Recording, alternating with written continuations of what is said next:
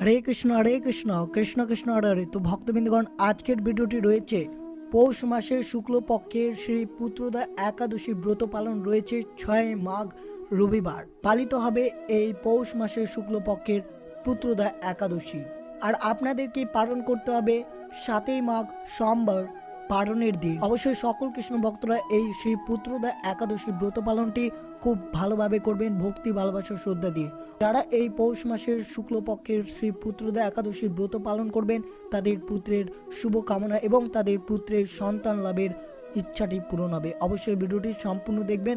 আর এই পৌষ মাসের শুক্লপক্ষের একাদশীটি কিভাবে আপনারা পালন করবেন, এই একাদশী পালনের সময় কোন খাবারগুলো খাবেন না, অবশ্যই সতর্ক হয়ে যাবেন। কারণ একটি খাবার যদি খেয়ে ফেলেন তাহলে আপনার পুরোপুরি এই একাদশীর ব্রত কথাটি অবশ্যই নষ্ট হয়ে যাবে।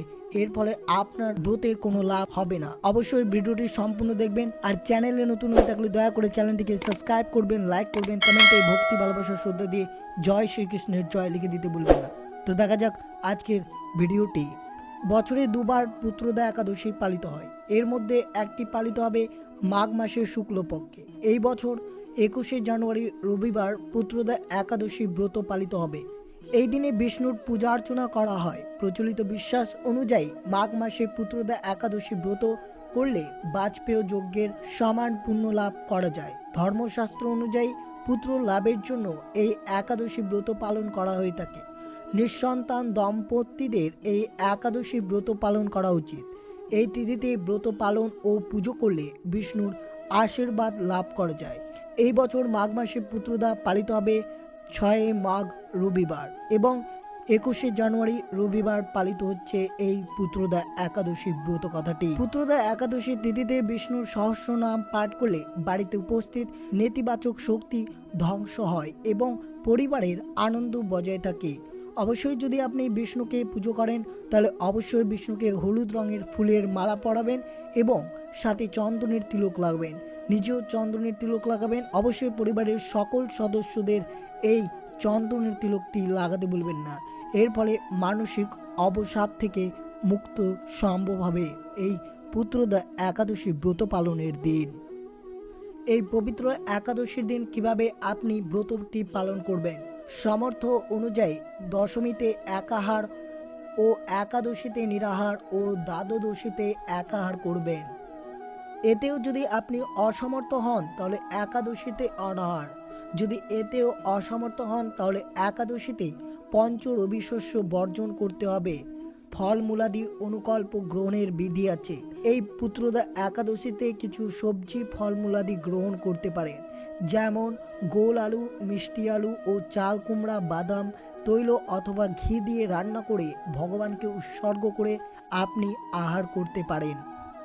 পবিত্র একাদশীর দিন দুধ, কলা, আপেল, আঙ্গুর, আনারস, বেল, তরমুজ, নারকেল, পেয়ারা, শশা, মিষ্টি আলু ইত্যাদি ফলমূলাদি আহার করতে পারেন। যদি আপনি এই পুত্রদা একাদশী ব্রত পালন করে থাকেন তো অবশ্যই এইগুলো আপনি আহার করতে পারেন।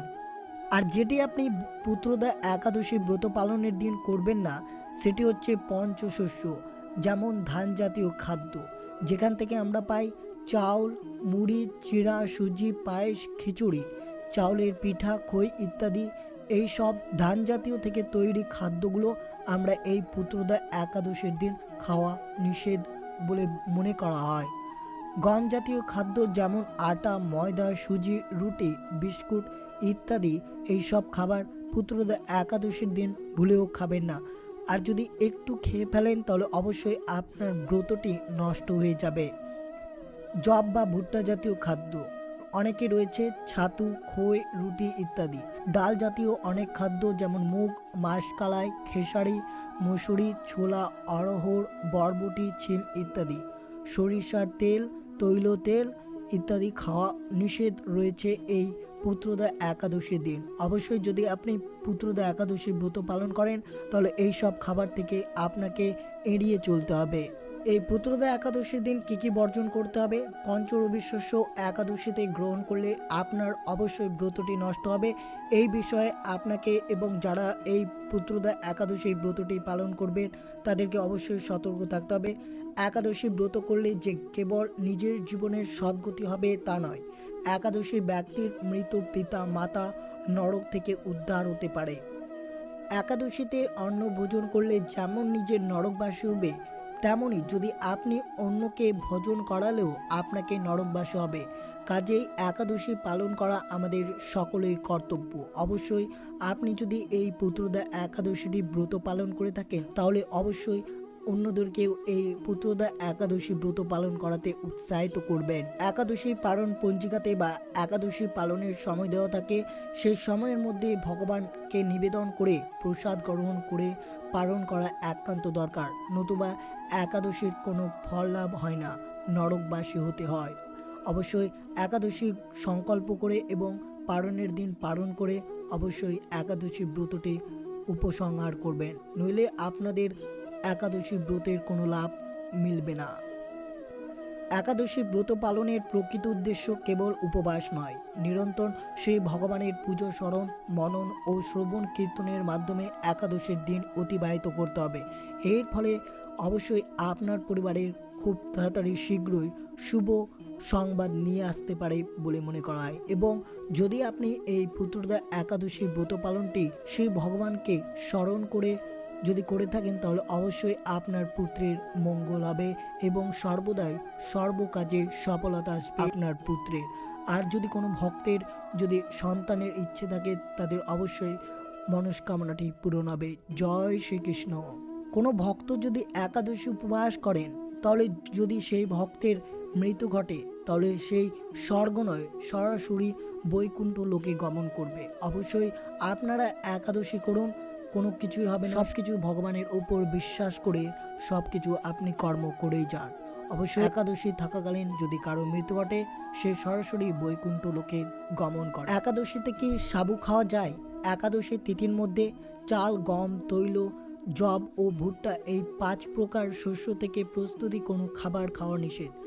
একাদশী তিথির দৈর্ঘ্য সাধারণত 26 থেকে 27 ঘন্টা। এই দীর্ঘ সময় কেউ যদি না খেয়ে থাকে, তাহলে সে অসুস্থতা হয়ে পড়বে এবং তার প্রতিদিনের জীবনযাত্রা কার্যকর্ম ব্যাহত হবে।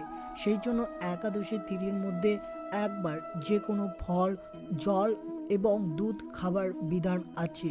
এই সময়ে সাবু খাওয়া যায়, এই কারণে যে সাবুর উপরে উল্লেখ করা 5 প্রকার শস্যের মধ্যে পড়ে না। সাবু একটি গাছের গুঁড়োর ফল থেকে তৈরি, ব্যাপারটা কাছাকাছি হলেও কিছুটা ভিন্ন। সাবু পাম গাছের কাণ্ডের ভিতরে নরম অংশ থেকে তৈরি করা হয়। সাবুতে শর্করা, আমিষ, খনিজ লবণ এবং বিভিন্ন রকমের ভিটামিন আছে। এটি খুবই সহজ পাচ্য বলে সাধারণত শিশু এবং রোগীদেরকে খাওয়ানো হয়। অবশ্যই এই একাদশী চলাকালীন আপনারা সাবুটি খেতে পারেন। একাদশীতে জল খাওয়া যাবে? অনেকেই প্রশ্ন করেছেন। তবে যারা নির্জলা একাদশী পালন করবেন তারা জলপান করতে পারবেন না। তবে যারা শিশু, তারা পঞ্চরবি শস্য বাদে সকল ফলমূল এবং জলপান করতে পারে, তবে সেটা দুপুরে হলে বেশি ভালো হবে। অনেক ভক্ত রয়েছে প্রশ্ন করেছে যে একাদশীতে কি কোনো সিগারেট বা কোনো নেশা জাতীয় দ্রব্য খাওয়া যাবে? যারা সাত্ত্বিক আরোহী নন এবং চা, বিড়ি, সিগারেট, পান, কফি ইত্যাদি বা বিভিন্ন ধরনের নেশা জাতীয় গ্রহণ করেন, একাদশী ব্রত পালনের সময়কালে পর্যন্ত এইগুলো গ্রহণ করা সম্পূর্ণরূপে নিষিদ্ধ। শাস্ত্রে এমনিতে মাদক দ্রব্য গ্রহণকে পাপ বলা হয়েছে। আর এই পাপ যদি আপনি একাদশী দিন করে থাকেন, তাহলে তার ক্ষমা আপনি কোনোদিনও পাবেন না। সুতরাং সাবধান, একাদশীর দিন কোনো মাদক দ্রব্য গ্রহণ করা যাবে না। অনেকেই ভক্ত একাদশীর পালনের মন্ত্রটি জানতে চেয়েছেন। তাদের জন্য একাদশং নিরাহার ব্রতে নারায়ণ কেশব প্রসিদ সমুখ নাথ জ্ঞান দৃষ্টি প্রদ ভব। অবশ্যই এই মন্ত্রটি পাঠ করে নির্দিষ্ট সময়ের মাঝে পালন করতে হবে। আপনাদেরকে সকল কৃষ্ণ ভক্তদেরকে অবশ্যই এই মন্ত্রটি পাঠ করে একাদশীর পালন করতে হবে সময়ের মধ্যে। অনেকেই ভক্ত প্রশ্ন করেছেন যে একাদশীর সংকল্প মন্ত্রটি কি? একাদশং নিরাহার স্থিত অহম অপরেহণি ভক্ষামি পুণ্ডিরাকাক্ষ শরণং মে ভবচ্যুত। হে পুণ্ডিরাকাক্ষ, হে অচ্যুত, আমি একাদশীর দিন উপবাস পূর্বক এই ব্রত পালন করার জন্য আপনার শরণ গ্রহণ করছি। এই মন্ত্রটি পাঠ করে আপনি একাদশী ব্রতর সংকল্প নেবেন। তারপর থেকে আপনি একাদশী ব্রতটি ভক্তি, ভালোবাসার শ্রদ্ধা দিয়ে সর্বদা কৃষ্ণকে স্মরণ করে একাদশীর ব্রতটি পালন করবেন। কেউ যদি একবার মাত্র এই পুত্রদা একাদশী ব্রত করে তার শত শত পাপ দূরীভূত হয়। শ্রীকৃষ্ণ তার প্রতি সদাই প্রসন্ন থাকে, তার সকল অভীষ্ট পূর্ণ হয়। ভুল করেও যদি একাদশীতে আহার করে তার ভীষণ নরক ভোগ করতে হবে তাকে। এই পুত্রদা একাদশীর দিন আপনারা শ্রীমদ্ ভগবত রামায়ণ, মহাভারত, শ্রীমদ্ ভগবত গীতা, চৈতন্য ভগবত প্রভৃতি ভক্তিশাস্ত্র পাঠ বা শ্রবণ করলে পৃথিবীর দানের সমান ফল লাভ হয়। এই পুত্রদা একাদশীর ব্রতের উপবাসে প্রতিটি সংকট দূর হয়, শ্রী হরির কৃপায় সকল দোষ দূর হয় এবং ব্যক্তির মৃত্যুর পর মোক্ষ লাভ হয়। পৌষ পুত্রদা একাদশীর উপবাসে শিশুদের সুখ কামনা করার জন্য অত্যন্ত বিশেষ বলে মনে করা হয়। অবশ্যই সকল ভক্তদের কাছে এটাই অনুরোধ যে আপনারা অবশ্যই এই পুত্রদা একাদশী রবিবার অবশ্যই ভালোভাবে এবং সর্বদা শ্রী ভগবান কৃষ্ণকে স্মরণ করে এই একাদশীর দিনটি যাপন করবেন। পারলে অবশ্যই রাত্রি জাগরণ করে বিষ্ণুর সহস্রনাম পাঠ করবেন এবং কৃষ্ণের নাম জপ করবেন। তো এই ছিল ভিডিওটি ভালো লাগলে অবশ্যই চ্যানেলটিকে সাবস্ক্রাইব করবেন, লাইক করবেন, কমেন্টে ভক্তি, ভালোবাসার শ্রদ্ধা দিয়ে জয় শ্রীকৃষ্ণের জয় লিখে দিতে ভুলবেন না এবং ভিডিওটি আপনার বন্ধু বা আত্মীয়দের সাথে অবশ্যই শেয়ার করবেন। সুস্থ থাকবেন, সতর্ক থাকবেন। জয় শ্রীকৃষ্ণ। রাধে রাধে।